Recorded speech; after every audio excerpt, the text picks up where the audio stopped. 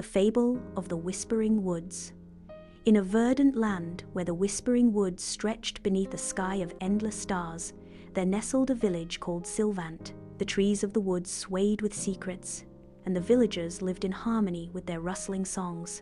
But a shadow hung over Sylvant, cast by their enigmatic leader, Lady Sereth, who dwelt in a crystalline hall at the forest's edge. Sereth was beloved yet feared, her every action a riddle that kept the villagers in a delicate dance of caution. Her decrees might bring bounty or discipline without warning, and her silences were as potent as her commands. Lady Sereth wielded an ancient art, known to sages as the 17th law of power: keep others in suspended terror, cultivate an air of unpredictability.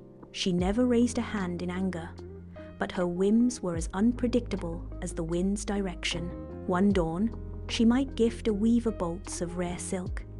By dusk, she might summon that same weaver to explain a single misplaced thread. She might reroute the village's river trade or demand a moonlit feast with no explanation.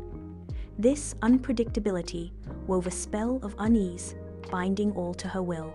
The villagers, fearing the unknown, grew hesitant. Merchants stalled their ventures, lovers postponed vows, and children whispered dreams only in secret. Among them was a young storyteller named Lira, whose tales could make the woods themselves listen. Lira's sharp eyes saw what others missed. Sereth's power thrived on the village's fear of her caprice. She watched as individuals shrink from bold ideas and elders falter under Sereth's shifting gaze, unassured if their behaviors pleased their queen. Lira resolved to break the spell, not with defiance, but with a story that would reveal Sereth's art and free Sylvant's heart. One autumn, Sereth announced a grand gathering. Each villager was to offer a gift to honor the Whispering Woods, and the one whose gift pleased her most would join her in the crystalline hall for a night of council. The villagers, eager yet anxious, toiled to craft treasure-carved flutes, embroidered cloaks, jars of honeyed nectarol, while dreading Sereth's judgment, not knowing if it would please or anger, for her favor was as fleeting as mist.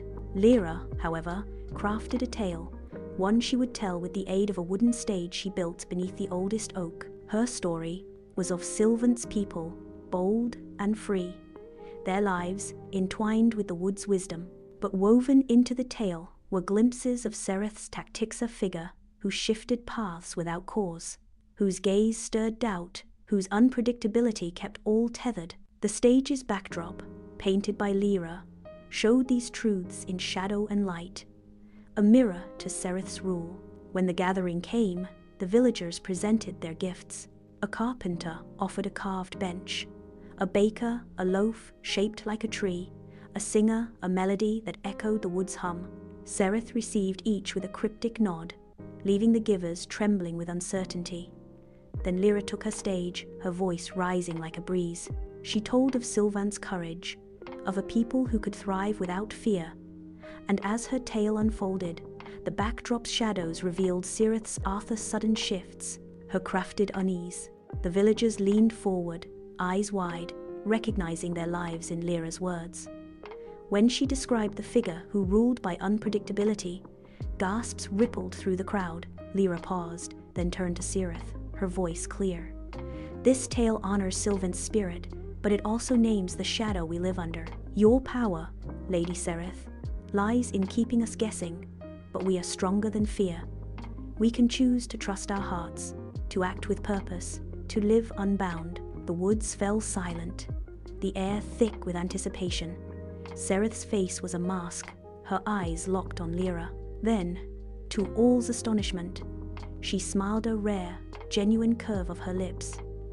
"You have seen through the veil, storyteller," she said. "You name my art, and in doing so, you weaken its hold." The villagers stirred, their fear cracking like ice in spring. Lira seized the moment, addressing them. "Sereth's unpredictability binds us only if we let it. Let us speak our dreams, plan our futures, and walk the woods without dread. Together, we can weave a new story." Her words sparked a fire. Villagers began to share their stifled hope. A merchant planned a new trade route. A couple vowed to wed, Children shouted their dreams to the stars. They organized harvests without Sereth's prompting, sang without her decree, and laughed without glancing at the crystalline hall. Sereth remained their leader, but her power dimmed as Sylvant reclaimed its spirit. The woods whispered anew, not of secrets, but of courage. Lira's stage stood beneath the oak, her painted backdrop a reminder that fear could be seen and overcome. Sylvant blossomed, its people no longer swayed by Sereth's whims. They learned that freedom comes not from predicting a leader's moves, but from refusing to let those moves define them. And so, the Whispering Woods sang of Lira's tale, a fable of a village that faced the shadow of unpredictability and chose to live in the light. Thanks for watching, everyone. I'm so grateful for your time and support. If you enjoyed this, please give it a thumbs up, drop a comment with your thoughts, and hit that subscribe button for more